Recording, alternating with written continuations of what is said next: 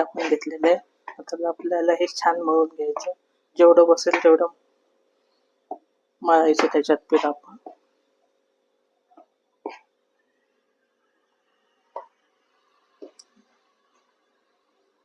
आता मी मळून घेते.